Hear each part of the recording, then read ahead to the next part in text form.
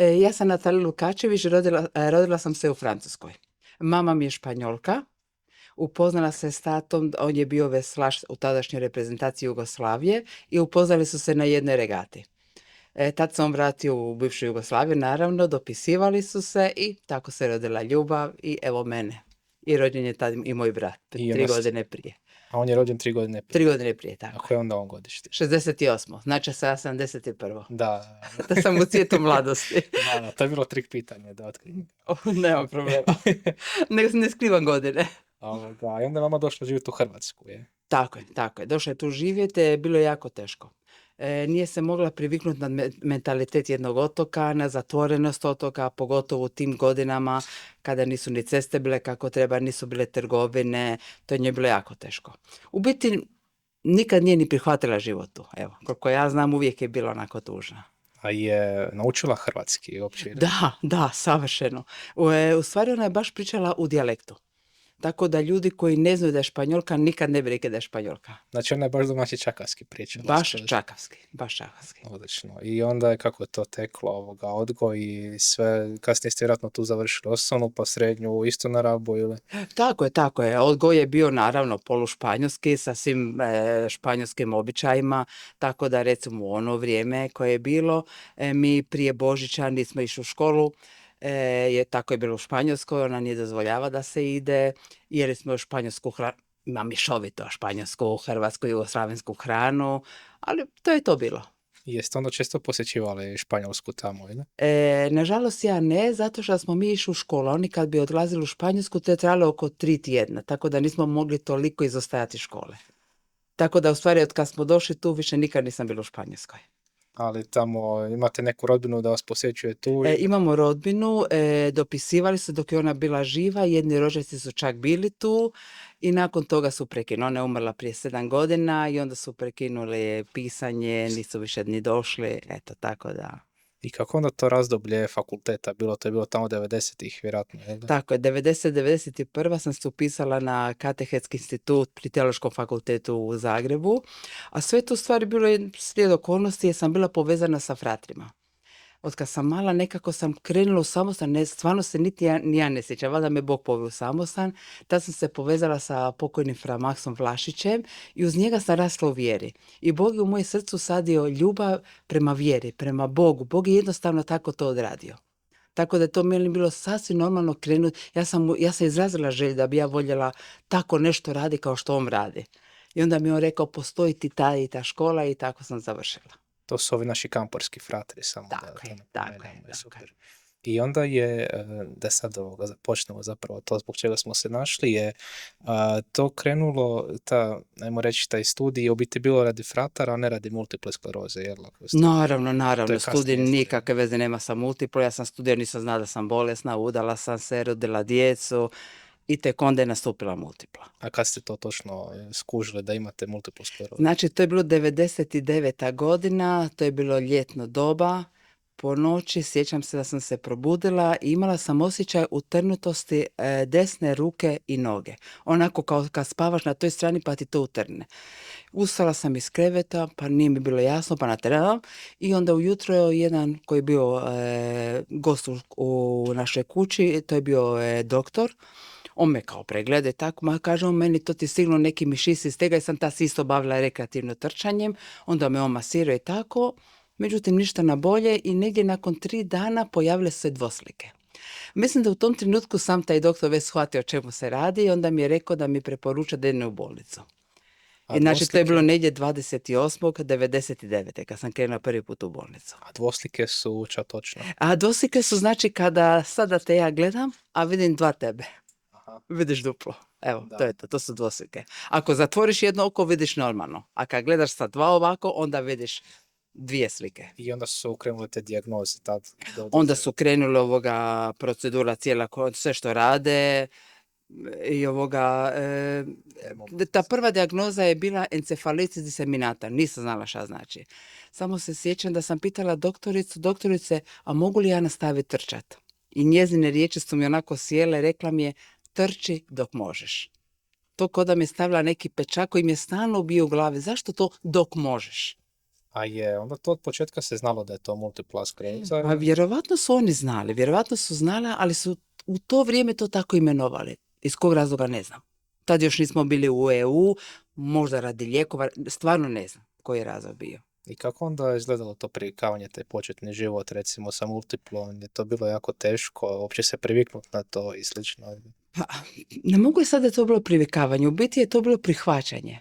Kad dobiješ takvu dijagnozu i kad ti čitaš, ti u biti čitaš ono najgore što to nosi. I naravno, što mi je došlo pod ruku? Invalidska kolica, nemogućnost hodanja. I sad onda prvo osjećaš ljutnju. Ti si ljut na sebe, na sve oko sebe, ti si ljut na Boga, ti si ljut na vjeru, ti si na nebo, na zrak, na sunce, sve. To su bile suze, to je bio očaj, ali jednostavno vremenom, kako je to išlo, pa znači simptomi bi se pojavili, pa bi se povukli i onda nekako sazrijeva to u tebi ta bolest i ti to prihvaćaš kao dio tvog života. To je jedan križ koji ti moraš nositi, s kojim možeš živjeti, moraš se boriti s time i onda sam nekako postala svjesna da ja u stvari mogu i drugima pomoć, da mogu svjedočiti da se može s time živjeti i radosno živjeti. Naravno da nisam uvijek radosna. Kad dođe do napada ili šunda, kako oni stručno kažu, tad nisam. Znači, jedan dan mi treba da ja to prihvatim i da dođem k sebi. Međutim, drugi dan ja to već prihvatim i počinjem se boriti. I onda kako recimo izgleda tako prosječni dan kada se tako nešto desi? Se zna desiti da se ono tresete recimo pa da nešto padne na pod ili... Ne.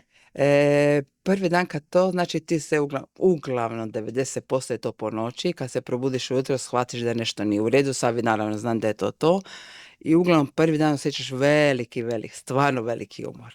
I tad jedino ležat u krevetu ili na kauču, nema druge. I to je to. I prođe 24 sata, 40 i onda polako osjećaš da ti je malo bolje, da možeš. Sad tu moraš na tu snagu ustat, kretat se, pokrenut se i borit se da bude bolje. I onda koliko često se to zna desiti tako, ti napada i to je to svakodnevno ili... Ne. Taj šun kad dođe u stvari to je nešto što traje neko vrijeme. Ajmo sad usporediti, dobiješ gripu, znači neće ti drugi dan proći gripa. Je tako, 5, 6, 7 dana tako, recimo i multipla. Ako imaš taj šund, samo se ti nadaš da će drugi dan, treći, četvrti biti malo bolje. I onda iz dana u dan, barem meni je tako bilo, išlo je na bolje. Nekad bi duže trajalo, nekad kraće. Sad ovisi šaje, nekad bi mi utrnula recimo oduzeta tijeli, ne sa 100% oduzeta desna ruka, nekad lijeva, nekad noga, nekad ne vidiš dobro. Čak je bilo i situacija kad nisam mogla dobro ni govoriti. Ti znaš što bih htio reći, ali ti dolazi druga riječ. Ili ne možeš izgovoriti tu riječ. Evo, ali čak i tada sam radila. Nisam htjela otvara bolovanje. Evo, mislim da čak i ti si bio moj učenik, da ni oni nisu Jer znam, kad bih htjela nešto reći i svjesna sam da neću izgovoriti tu riječ, onda izgovorim neku drugu riječ, koja mi u tom trenutku lakša. I to bi tako prošlo. Da, recimo, uopće nisam ni znao da imate, ono kad sam bio učenik vaš i to, da imate tako neku dijagnozu tešku i to sve, jer sve nekako bilo normalno, tako da u biti vjerojatno ste normalno živjeli. Normalno sam prihvatila. Da. Koja je bila terapija oko toga? Jer mislim, i danas ste na nekoj terapiji. Ne, sad više nisam. Znači, na početku skoro 20 godina bez terapije. Bez terapije, kad bi bio jaki napad, onda daju kortikosteroidi. Znači, to su oni jaki lijekovi koji u biti djeluju protuupalno. Tako da oni smiruju tu upalu i onda ti se počinješ u stvari liječiti. A to je terapija koja traje 4-5 dana. To je intravenozno, daju te u venu. Naravno, nuspojave su tu. Znači, nakon toga, prvo što te boli sve, a nije to tako strašno, a ono što nama ženama, naravno, najteže, dobiješ veliki apetit. Prvi put kad su mi to dali, nisu me upozorili. Ja sam mogla pojesti, ja mislim, zidove sam rekla da bi jela.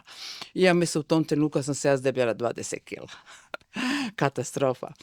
Dok nisam stvari shvatila, o čemu se radi, šta je sada? Ja sam bila toliko sretna, meni ide na bolje. Ja sam mislila da je to normalno, ja moram jesti, jer ja osjećam bolje. Dobro, onda sam stala, onda to skidaš i tako. I poslije već znaš i onda više ne jedeš toliko, naravno. Ti sebe ograničiš da, evo. I naravno, ti kortikosteroidi vjerojatno djeluju i na druge stvari. Znam da su mi i kosti bile jako slabile, što se pokazalo nekom analizom, pa sam uzimala hrskavicu, mozgog psa, uglavnom sve je krenulo na bolje. I naravno, najglavnija terapija, meni najveća terapija je vjera, što ja znam da je Bog uz mene, što ja znam da on mene voli, da on mene čuva i bavljenje sportom. To sam baš mislio postaviti ko neka iduća pitanja. Znači, u biti se nikad niste prestali baviti sportom slučajno, ili? Ne, Uvijek je bilo trčanje i to. da.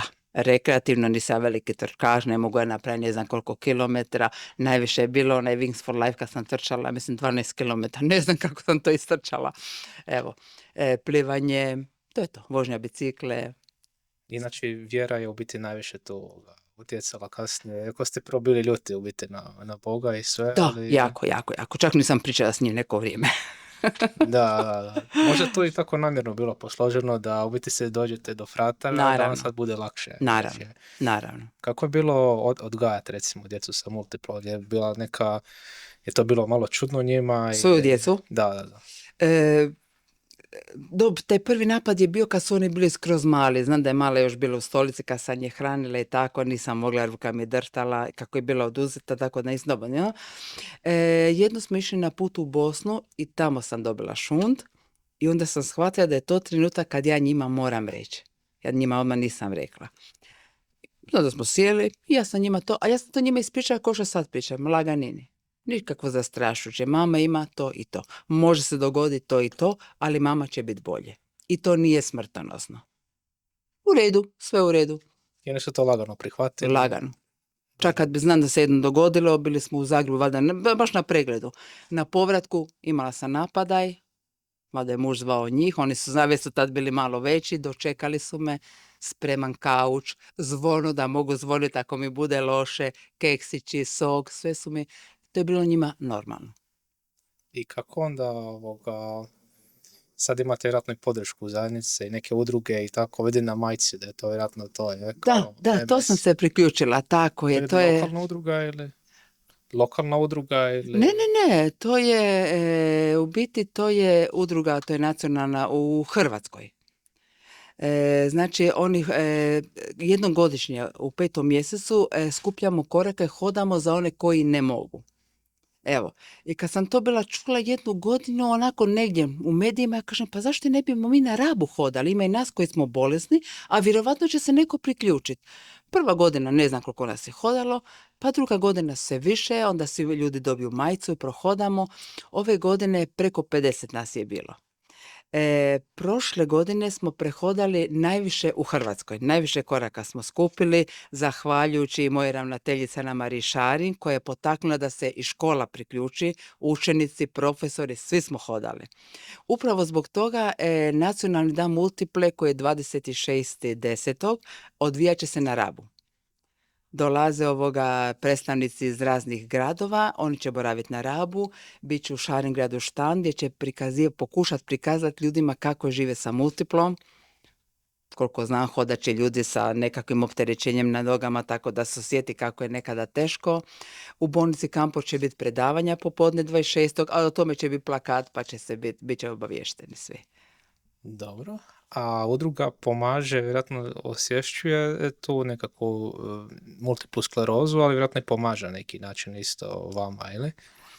Pa meni čime osobno, se točno bavi? Da, mislim, udruga u Rijeci, mislim da ona, više su koncentrirani ljudi koji su u Rijeci i okolice Rijeke, jer mogu češće dolaziti u udrugu. Tamo znam da imaju radionice, savjetovanja. Nama s otoka je teže. Ja kad dođem u Rijeku, ja se javim u udrugu multiple, da vidi ako ima što novog. Čak sam nekada skupljali su plastične čepove. Plastične čepove, to bi se dalo u Metis i novce od toga, onda bi oni u Rijeci kupili nešto bolesnicima. Evo, pa sam na taj način sudjelovala.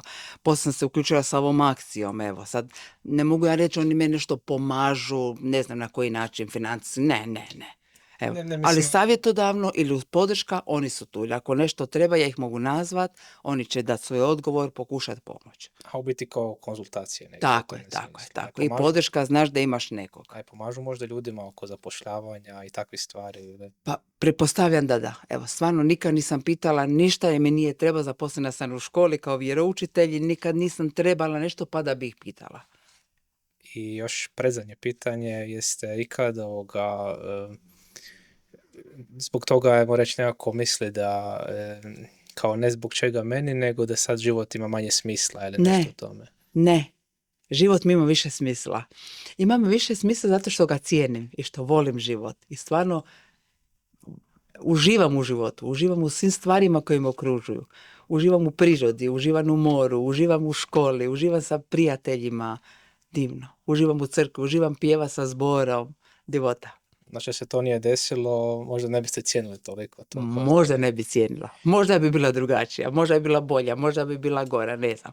U biti, sad, kako je već prošlo skoro 30 godina, ja više ne znam što znači živjeti zdrava potpuno. Iako se ja sam stvarno dobro, sve u redu, ali Da. ta dijagnoza je tu. Sad to treba prihvatiti i unatoč U biti treba prihvatiti od početka i pokušati gledati pozitivno dalje. Okružiti se sa ljudima koji su pozitivni. Često sam dolazila u kontakt sa ljudima koji su bili negativno nastrojeni i onda to jako loše djeluje na tebe. Treba se pokušati okružiti sa ljudima koji te razumiju, koji će prihvatiti, koji su pozitivni, a velika je stvar da imaš i podršku obitelji, da je obitelj uz sebe. Onda pretpostavljam da se ne bojite budućnosti, bolesti u budućnosti i slično. Ne mogu reći da mi je sve jedno. Ne mogu reći da mi nekad ne dođe neka misao, ali brzo je maknem tu misao. Imate neku posljednju poruku, evo, čisto za kraj, za ljude koji imaju multiplu sklerozu ili za one koji su okruženi tim ljudima i slično? Imam poruku, budite hrabri, borite se, život je vrijedan toga. Vi nosite multiplu, a ne multipla vas. I to je to. To je to. Hvala. Pozdrav.